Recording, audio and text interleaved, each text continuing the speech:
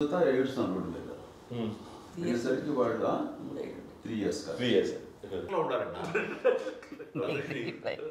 మరి నాగో పాపం ఏముంది తిన్నట్టు ఇష్టం మరి అన్ని రకాలుగా నాన్న కోసం చేసి పెడుతుంటే మరి తను ఇష్టపడక ఆ తర్వాత లేకపోతే కోపడక. మీ అక్క చెల్లెళ్ళకి ఇచ్చిన సలహా ఏంటి? అంటే ఇండిపెండెంట్గా ఉండమంటారు అమ్మ, ఎవరిని డిపెండ్ అవ్వద్దు, మీ పిల్లలు నువ్వే జాగ్రత్తగా నేర్చుకో, ఎవరినైనా చేయకు, డిపెండెంట్గా పెట్టద్దు అని ఆవిడ మాకు బాగా ఎక్కువ చెప్తుండేది. నాకు కొంచెం టఫ్ టైమ్స్లో కూడా ఆమె నీ పాటి నువ్వే ఉండాలి, ఎవరి దగ్గర ఉండదు, ఎవరింట్లో ఉండదు, మా దగ్గర కూడా ఉండదు, నీ ఇద్దరు కుటుంబం నువ్వే ఉండాలి. అది కష్టం కదండి అట్లా చెప్పడం. చెప్పారు, చాలా తక్కువ చెప్పారు, బట్ నాకు అదే ఇచ్చే ధైర్యం, ఇండిపెండెంట్గా అట్లా.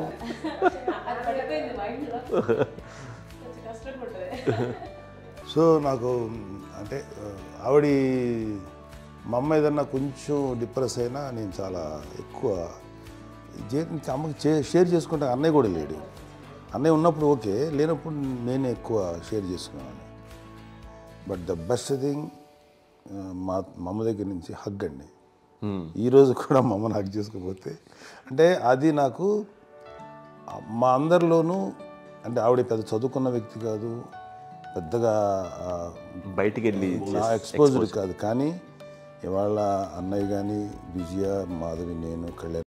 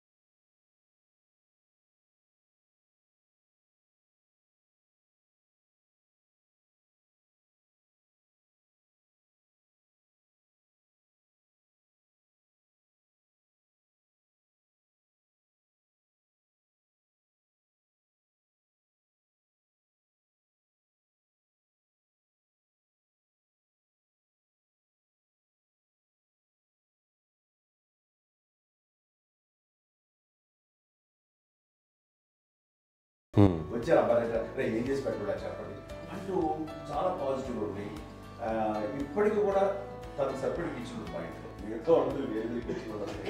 ఎందుకంటే అమ్మకి మోస్ట్ స్ట్రెస్ బస్టర్ వచ్చేసినా లేకపోతే ఏదో రిలీఫ్ ఏంటంటే తన కిచెన్లో కూర్చొని వండి అందరికి పెట్టాం.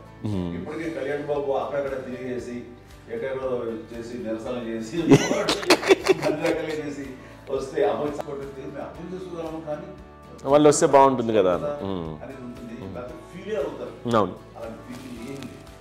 పైగా బిడ్డలు వస్తే వాళ్ళు ఏం చేసి పెట్టాలా అనే ఆలోచన, అది వెరీ హెల్తీ, చాలా మంది ఆచరించాల్సిన ఒక విషయం. చిన్నప్పుడు అన్ని ఆనందాలేనా, మర్చిపోలేని దుఃఖాలు కూడా ఏవైనా ఉన్నాయా? అమ్మ చెప్పాలి చెప్పాలంటే ఓపికకి, గృహిణిగా తన బాధ్యతలు నిర్వర్తించడానికి అండ్ అన్ని రకాలుగా టేకింగ్ కేర్. దీనికి ఒక మంచి ఉదాహరణ నేను చెప్పగలను. అది తలుచుకోవడం నాకు చాలా ఉద్యోగంగా ఉంటుంది, నాకు చాలా ఖండితలు వచ్చేస్తుంది. అమ్మకి మేము 5 బిడ్డలు అండ్ పురిట్లోనూ 1 year పెరుగో 2.5 years పెరుగో 3 బిడ్డలు చనిపోయారు. నాకు గుర్తెరిగి పొన్నూరులో నేను 6th class చదువుతున్నాను, 6వ తరగతి. అప్పుడు రమణ అనే ఒక అమ్మాయికి 3 years. రమణ అంటే మా ముగ్గురికి కంటే పెద్దది, మా కంటే పెద్దది, కళ్యాణ్ బాబు కంటే పెద్దది, మాకంటే మధ్యలో పిల్ల. తనకి అప్పట్లో మా నాన్నగారు ఉద్యోగరీత్యా క్యాంపుకి వెళ్ళిపోతుండేవారు. ఏమి ఉంటుంది నాన్న చెప్పాలంటే ఫుడ్లో కష్టపడేవారు, ఇంకా నాన్న చెప్పినట్టు కదా, నాగో చెప్పినట్టు. కానీ ఇంటి బాధ్యత, ఇంటి పనులు, రోగాలు వచ్చిన రుచులు వచ్చిన హాస్పిటల్కి తీసుకెళ్ళాలన్నా ఏదైనా సరే అమ్మే పడేది. ఆ శ్రమ తీసుకున్న టైంలో అమ్మకి అసిస్టెంట్కి నేను సహాయపడుతుండేవాడు ఉండేవాడు. అమ్మ చూడరు, నాకు ఫ్రెండ్స్ ఆడుకోవడం అలా నిజంగా ఎప్పుడు నాకు గుర్తేది, నాకు తెలియదు ఫ్రెండ్స్తో తిరగడం అని ఫ్రెండ్స్ అమ్మ పట్ల ఉండేవాడు. అలాంటి నేను ఆ పిల్లకి బ్రెయిన్ ఫ్యూర్ వచ్చింది. ప్రభుత్వ ఆసుపత్రి పొన్నూరులో ఆ పిల్లని చేర్పించినప్పుడు 2-3 days అయిన తర్వాత ఒక బ్యాడ్ న్యూస్ వినాల్సి వచ్చింది. తెల్లారికి కాన్షియస్ పోయింది, ఏం చేయాలో తెలియదు. అమ్మ వయసు చిన్నదే. ఇద్దరు తీసుకుని ఆ బిడ్డల్ని ఒళ్ళో పెట్టుకుని శవాన్ని, డెడ్ బాడీని రిక్షాలో ఇంటికి వెళ్ళాలి. ఇప్పటికీ నాకు గుర్తు ఆ విజువల్స్. అని నాన్నకి తెలియదు ఏ విషయం, నాన్న ఎప్పుడు వస్తారో తెలియదు, ఎలా కమ్యూనికేట్ చేయాలో తెలియదు. అది తీసుకుని వెళ్ళిన తర్వాత ఇంట్లో పడుకోబెడుతుంటే ఏం చేయలేదు. చుట్టుపక్కల ముస్లిం సోదరులు ఉండేవాళ్ళు, ఫ్యామిలీస్ అక్కడ. అంటే మసీదు, పొన్నూరు మసీదు పక్కన మా ఇంట్లో అనుకుని ఆ ఇంట్లో అందరూ వచ్చి చూసేవాళ్ళు, వాళ్ళే హెల్ప్ చేసేవాళ్ళు. ఏం చేయాలో తెలియదు, నెక్స్ట్ రిచువల్స్ ఎలా చేయాలో, కంపకాలు ఎలా చేయాలో తెలియదు. అందరూ చిన్నపిల్లలే, తను చిన్నది, మిగతాలందరూ పరిసరులే. సో అలాంటి పరిస్థితుల్లో తమిళ వచ్చినప్పుడు చుట్టుపక్కల వాళ్ళు మీరు వచ్చి చేయాల్సిన కార్యక్రమాలు చేశారు. ఆ సమయం నాకు ఎక్కడో కమ్యూనికేట్ చేసి డిపార్ట్మెంట్ ద్వారా నాన్న వచ్చేసరికి అన్నీ అయిపోయింది. ఇప్పటికీ నాకు మేము ఇలా ఎన్ని పురుషులు ఎన్నుకుంటున్నామంటే ఎలాంటి ఇది లేకుండా జాగ్రత్త అనే ఒక హెచ్చరికలాగా చేస్తూ అండ్ వాళ్ళకి చాలా సపోర్ట్ చేస్తాను. అండ్ ఇప్పుడైతే నా మీద నమ్ముకుంటే నేను ఏ నిర్ణయం తీసుకున్నా మరో మాట. అండ్ తనకి హాస్పిటల్ పెద్ద ఫోబియా. నేను ఎక్కడికి వస్తున్నా హాస్పిటల్ ఈ మధ్యకాలంలో సరే అమ్మ మోకాల ఆపరేషన్ జరిగింది. అమ్మ నువ్వు కుంటుతో బాధపడుతున్నావు అసలు.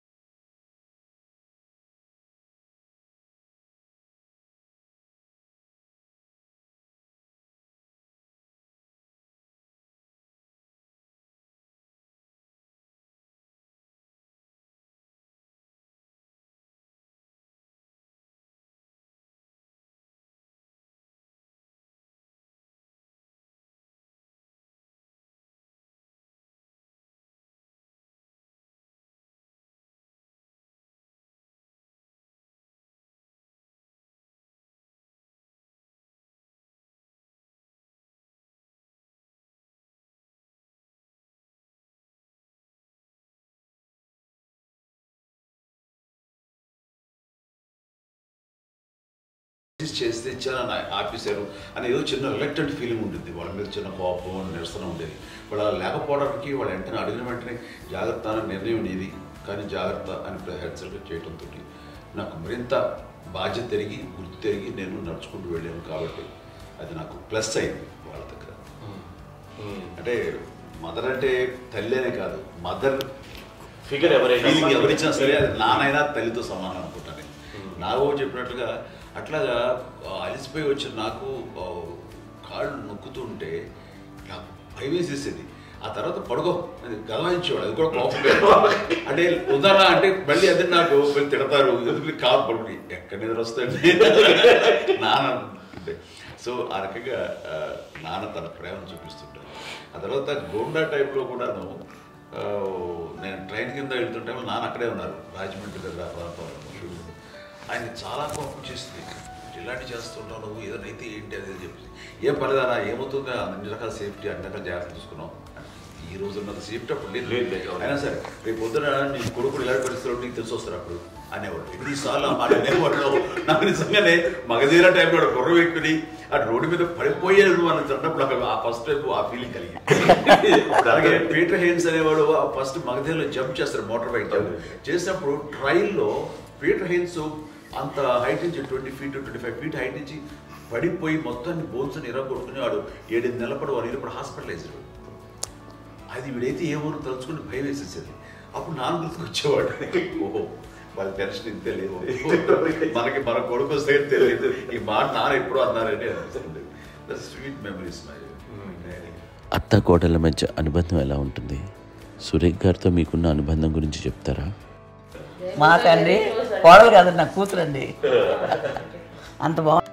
మీది ఒక అందమైన ఉమ్మడి కుటుంబం, అందరూ కలిసి ఉంటారు. ఇంత ఆనందంగా ఉండడానికి కారణం ఏంటి? దీనికి పునాది ఎవరే వేశారు? మా నాన్నగారి క్వాలిటీ నేను ఎగ్జాంపుల్ చెప్పగలను. అమ్మ వాళ్ళ ఇంట్లో పెద్దది, వాళ్ళ నాన్నగారు అంటే మా తాతయ్య గారు ప్రొహిబిషన్ డిపార్ట్మెంట్లో సిఐగా ఎస్ఐగా చేశారు. ఏదో మా ఇన్స్పెక్టర్ సిఐ చేసి ఆయన కాలం చెందారు. చాలా ఎర్లీగా 48 years చచ్చిపోయారు. 40 చచ్చిపోయారు. 40 దాదాపు mid-40 సరిపోతే ఆయనకి అప్పటికి అమ్మ కాకుండా 4 బిడ్డలు. అమ్మ తర్వాత అబ్బాయి తర్వాత 3 ఆడపిల్లలు. వాళ్ళు ఏంటంటే రాకరావడి నాగబాబు కంటే కూడా చిన్నవాడు. అది ఆ వయసు అంత చిన్నవాడు. అమ్మ మా పిన్నమ్మలు నాకంటే చిన్నవాడు. అలాంటి పిన్నమ్మల్ని ఆయన వీళ్ళ నాగ చనిపోయిన తర్వాత తన ఫ్యామిలీ అంతగా నాన్న పెంచారు. నాన్న కూడా అరాపురా శాలరీ మీద బతికేదే తప్ప కూడా కాదు. సో తనకు మిగిలిన దాంట్లో మళ్ళీ ఆ ఫ్యామిలీని చూసుకోవడం, మా అమ్మమ్మను చూసుకోవడం, వాళ్ళ మంచి చెడు చూసుకోవడం. వాళ్ళకు ఇల్లు మాత్రం ఉంది మొగల్తూరులో. ఆ ఇంట్లో వాళ్ళు అద్దెకు వస్తే ఆ కొంచెం డబ్బు నానిచ్చే డబ్బు, అక్కడ పొలం కొనిచ్చారు, ఆ పొలం మీద వచ్చే డబ్బుతోటి అంతా బాగా చూసుకోవాలి తన ఫ్యామిలీ కాబట్టి నాన్న ఫస్ట్ సూత్రధారి. అమ్మ కూడా ఫ్యామిలీ బాండింగ్ టుగెదర్నెస్ అనేది స్ట్రాంగ్గా ఉండటానికి నాన్న ఏర్పాటు చేసినటువంటి బీజం. అది అమ్మ కంటిన్యూ చేస్తుంది. మేము ఇవన్నీ చూసి మేము నేర్చుకుని మేము టుగెదర్ అంటున్నాను. అందునే we are very rich in terms of emotional bonding. ఎవరికి ఏ కష్టం వచ్చినా, ఎవరికి ఏది ఇబ్బంది వచ్చినా సరే మొత్తం అందరం గురిపోతాం. ఏ లెవెల్గా వెళ్ళిపోయి మోర్ సపోర్ట్ చేస్తాం. అంటే వీ డోంట్ ఎక్స్పెక్ట్ ఇంకే అంత చేయకూడదు. ఒకరినొకరు భరోసా.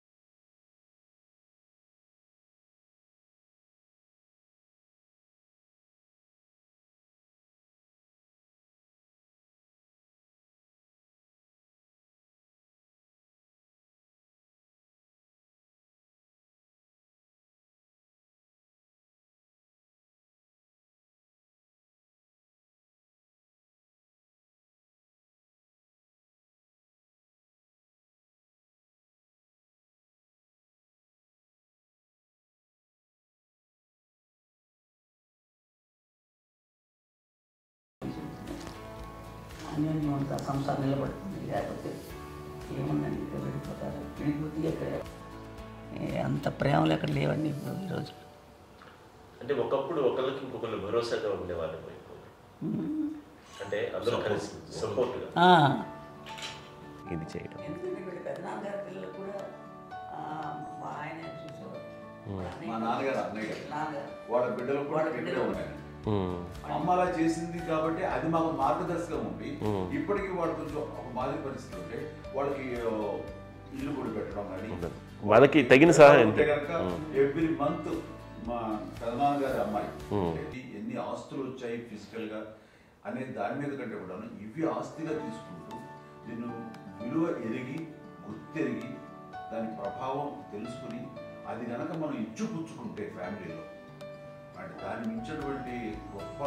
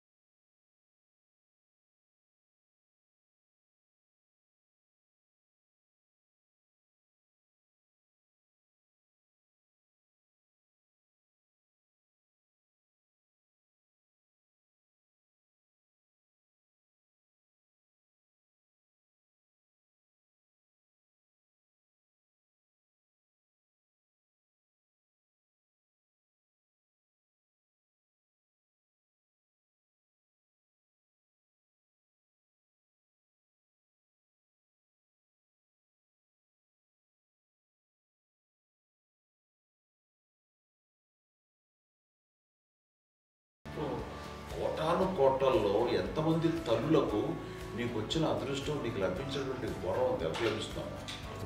బిడ్డలు ఎంతో మంది చేత కొనియాడబడుతున్నారు, ఎంతో మందికి సహాయపడుతూ ఆ రకంగా వాళ్ళందరి యొక్క ఆశీస్సులు పొందుతున్నారు. కానీ ఎంతో మందికి నిరంతరం హెల్ప్ చేస్తూ వాళ్ళ ఇది చూసుకుంటున్నారు. అవి ఆ భగవంతుడు మీరు చేసిన పూజలు ఇంతమంది ఎవరు నీ నుంచి వచ్చిన వాళ్ళే నీకు నీ ఎంత గొప్ప గర్భం, ఎంత గొప్ప జన్మ నీది. అలాంటి నువ్వు ఇలా అవకాశం ఇది హై లెవెల్లో ఉండాలి నీ ఫీలింగ్స్గా నువ్వు కానీ. అంతే నువ్వు ఇలాగా కుంగిపోవడం ఏంటమ్మా చెప్పినప్పుడు నిజమే కదా. ఇది నీది కాదు నాది కాదు, నువ్వు నమ్ముకున్న భగవంతుడు నీకు ఇచ్చింది అనుకుంటావు కదా. నువ్వు ఆ భగవంతుడి కృతజ్ఞత తీర్చుకోలేక ప్రతిరోజు ఆయన ధ్యానించు, ఆయన పూజలో ఉండు, నీకు ఆయనే ధైర్యం ఇస్తాడు. అంతేగా నువ్వు నెగిటివ్ సైడ్ ఆలోచించకమ్మా. మా అందరికీ పాజిటివ్నెస్ ప్రివైల్ చేసిన దానివి, ఇచ్చిన దానివి, అందించిన దానివి. అలాంటి నువ్వు నెగిటివ్ వైపు వెళ్ళిపోకూడదు అంటే అంతే, మళ్ళీ అటుపక్క ఎప్పుడు గెలలేదు. ఆంజనేయ స్వామి భక్తి ఆయనలో ప్రవేశపెట్టి చెప్పాలంటే ఆయనకి